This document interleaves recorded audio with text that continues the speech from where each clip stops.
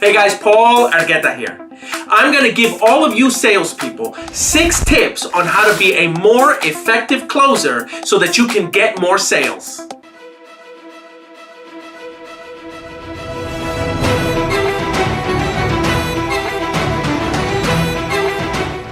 Thanks for visiting our channel. Please make sure that you subscribe so that you can have access to all of our latest videos and all of the stuff that we're curating from other amazing creators out there so that you could enhance your business. And once you subscribe, make sure that you click on the bell button right to the right of it. There's a small little bell button. Make sure you ring the bell. What it'll do is it will alert you anytime we post new content so that you can see it right away. So if you're a product of the 80s and you were in sales, there's a good chance that you remember seeing movies like Wall Street or Glengarry Glen Ross, right? And they talk about sales and the Glengarry leads and always be closing and coffee is for closers and you see my watch. You remember those lines by the great Alec Baldwin. If you're a product of the 90s, then you probably remember seeing movies like Boiler Room with Giovanni Ribisi and with Vin Diesel and a great cast. And during the 2000s, right, or the late recent 2000s, what you saw were films like The Big Short and most recently The Wolf of Wall Street. And in all those films, they talk about the importance of closing. And so before I get started, what I want to cover with you is what closing is not.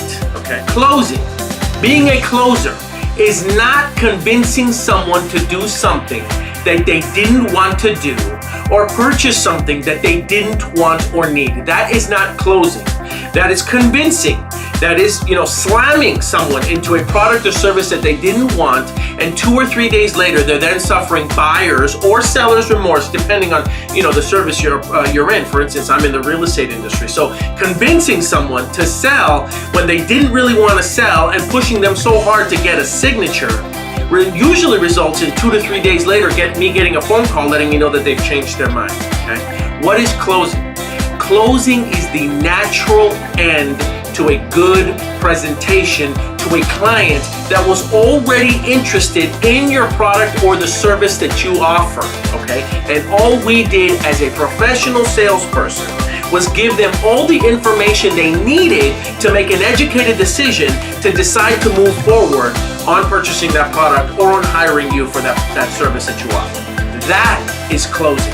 And so I feel like a lot of times salespeople get bad raps because the amateurs, not the professionals, but the amateurs will really spend a lot of time trying to convince a client to buy a product or service that they didn't want or didn't need because they refuse to spend more time seeking out the clients that really did want their product or service. In other words, it takes more effort to go out there and find the clients that genuinely want to buy or sell your product or service. So if they want that stuff, right, they just need more information so that they can make an educated decision on whether they want to move forward or not. But that takes effort. And as salespeople, that's where prospecting comes in.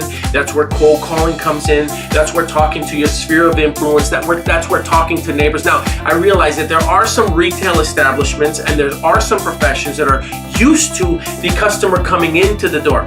I come from a profession that is used to outbound, not inbound. And it's a completely different mindset because when you're outbound, you're physically spending a lot of time going out there seeking out the client versus the client seeking you out, right? Depending on your product or service. Now, one can argue, and I do argue, that if you market yourself properly, right, even in my own profession, which is the real estate profession, and I use techniques like digital marketing, I can get the clients reaching out to me and seeking out my service, right? But typically, if you're in sales, there's a very good chance that you're going to have to go out there and you're going to have to prospect to find the client, right, until you build a book of business or a reputation, right, to where the consumer is then seeking you out. So again, going back to what I said earlier, closing is simply a natural end to a conversation when the client is confirmed and made warm and fuzzy about their decision to move forward.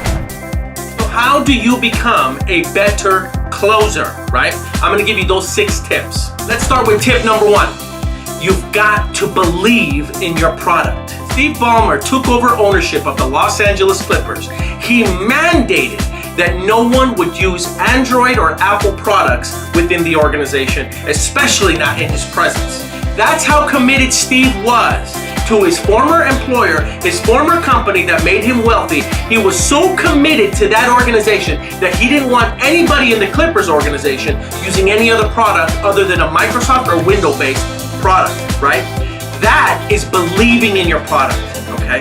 And so as a salesperson, it is absolutely paramount that you believe in the quality of your product or your service. And if you don't believe in the quality of your product or your service, then that's the wrong profession, that's the wrong product for you to be represented. Because if you can't believe in it, then there's no way that the client is gonna believe in it either, okay? So tip number one, you have to believe in the product or service that you are representing. Tip number two, you have to know your product, okay?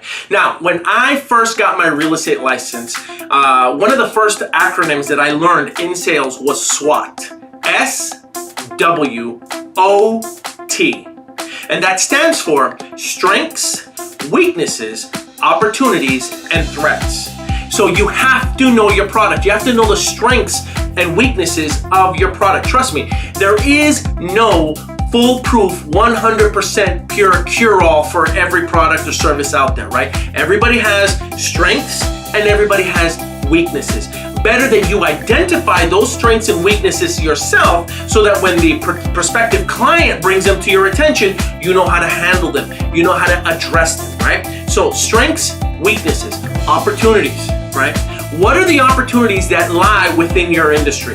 Where are the opportunities to improve on the product? Where are the opportunities for you to improve on the quality of the service that you provide, right? It's important that you identify those opportunities, and it's important that you convey what those opportunities are to not only to yourself, but to your client. I recently came back from a conference. It was a tech conference in real estate. And one of the quotes or one of the statements that I heard somebody on stage say was, stop asking what is it that robots cannot do, because robots can virtually do everything that a human being can do at this point. So really, all professions, all industries are threatened at some point, especially by technologies. How is your industry, how is your product, how is your service threatened? What are the threats? Identify them, know them, recognize them. Again, it's important for you to know these things, because if you're sitting down during a sales presentation and your client is bringing these things to your attention and you don't know how to overcome those objections or how to handle their concerns, then there's absolutely no way that you're going to be able to make them feel comfortable with the decision of moving forward. Tip number three, know your scripts and have a rehearsed presentation. I'm just going to keep that the way it is just because it's funny. There's some of you that are going to say, well, I don't want to have to use scripts and I don't want to have a canned presentation. And I'm going to tell you that I felt the exact same way. All right. The professional salesperson in me now knows that you have to have scripts and a rehearsed presentation. The former amateur salesperson me didn't feel like I needed to have one. Didn't feel like I needed to use one. Not too long ago, I gave a training on the complete guide to cold calling. I'm going to put that link up on top so that way you can watch that training.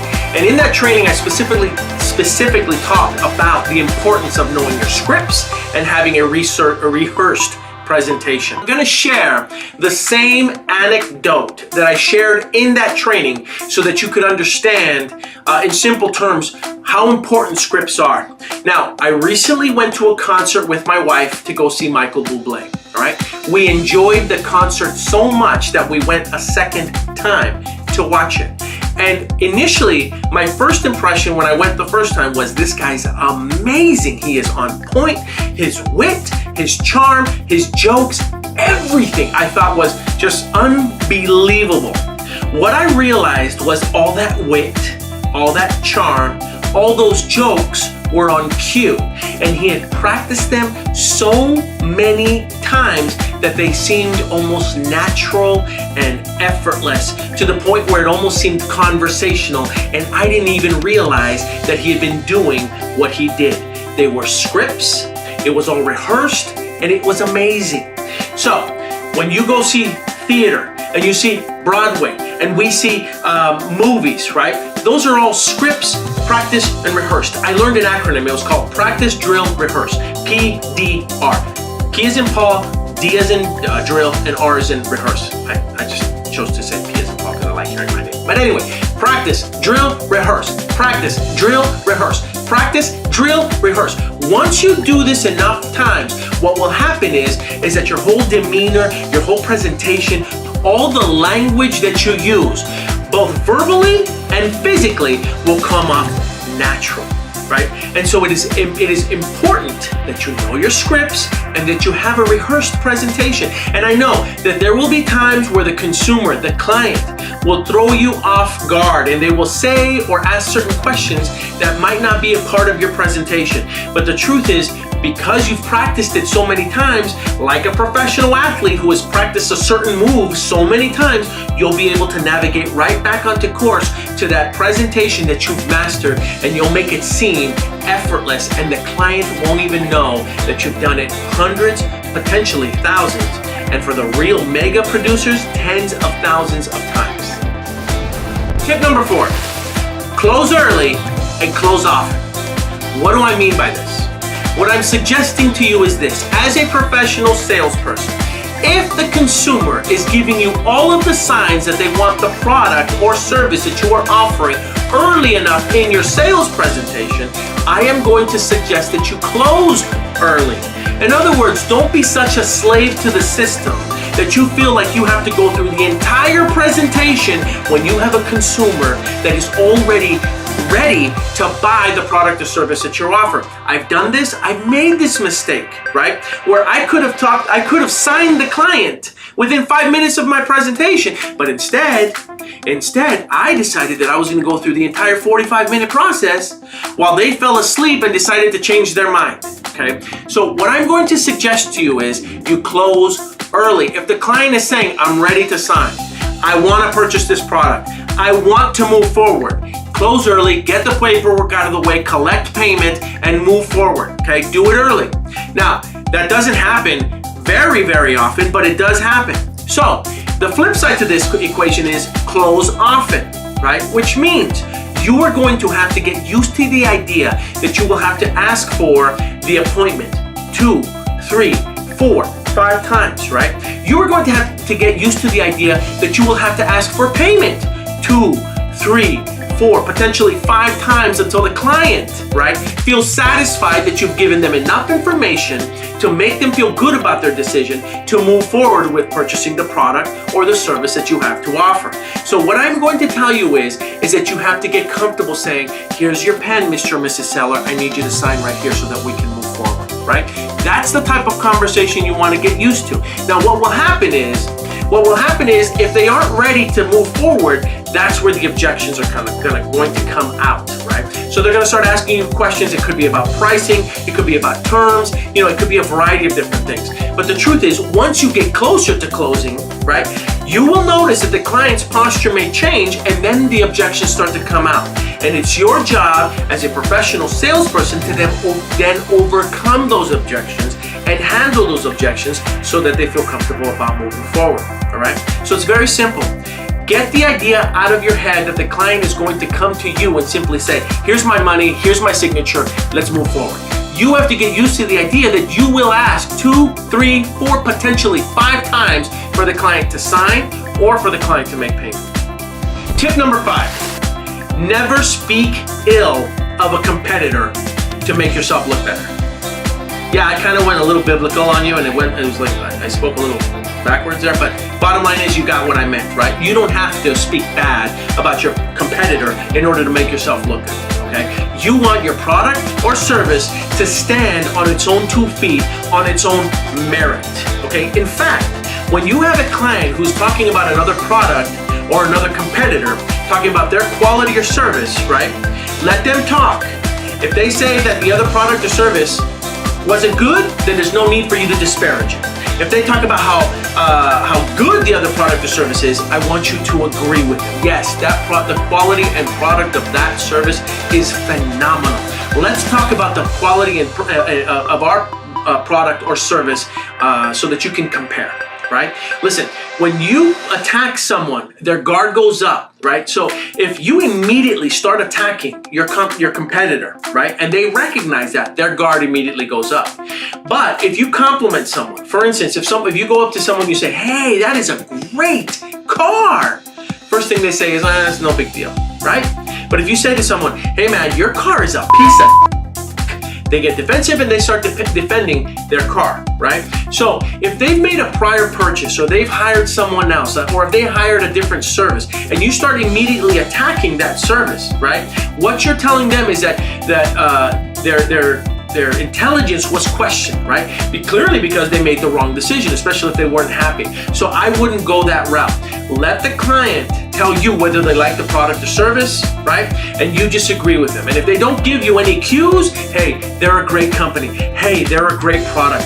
Hey, they offer phenomenal service. But let's talk about how the quality of my product or my service compares, right? And that's how you make sure that you handle when your prospects start talking about competitors. Tip number 6, and our final tip, is to ask more questions than you talk. When I first got into my sales career, I heard a quote: "We have 2 ears and 1 mouth. Use them in that proportion." And what that meant to me was I needed to listen more than I needed to talk, okay?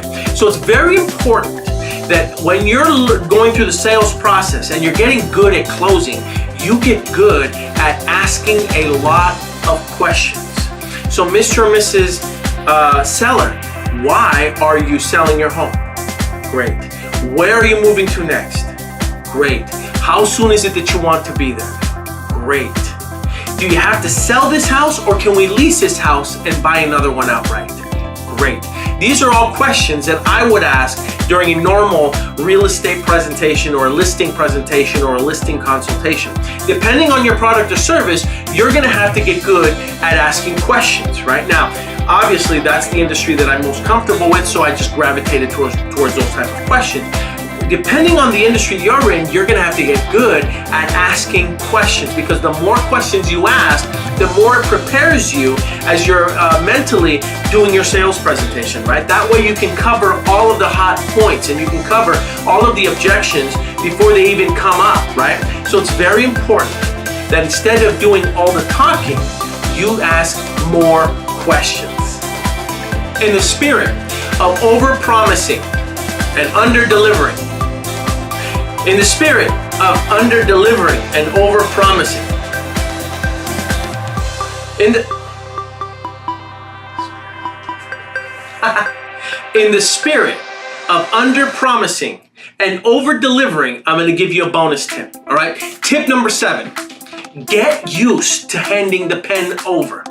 So during your sales presentation, you've got the contract, you've got the pen, right? At least in our profession. Now again, product services are a little bit differently, but in service-related industries, when we have a contract and a pen, it's very important that you have the pen out, right? Because you want to get good at, when your sales presentation is done, at handing the pen over to the client and telling them to sign right here and having them fill out that paperwork with their signature, okay? Get comfortable with that movement. Make sure that it becomes something that you're used to, right? Right? It's very simple. You get the pen, hand it over. Mr. and Mrs. Seller, sign right here. Mr. and Mrs. Seller, sign right here. You should be doing these, right?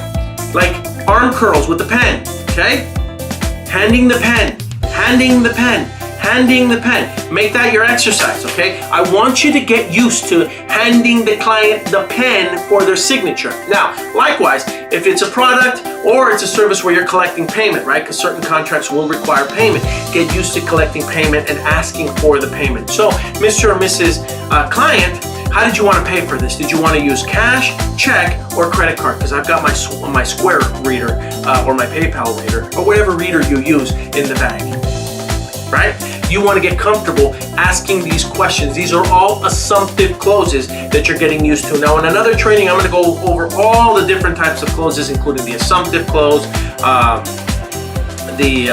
the alternative choice close. There's a variety of different closes, but the point is, those are the 2 bare minimum closes that you need to learn, which is the handing of the pen for the signature and the what type of payment are we going to use? cash, credit card, check, right? I want you to be proud. I want you to be proud of your profession. The sales profession, right, is an industry that drives the economy. Because I know beyond a shadow of a doubt that once you master the skill of selling, right, once you master that skill and once you believe in the product or the service that you're representing, you can sell anything.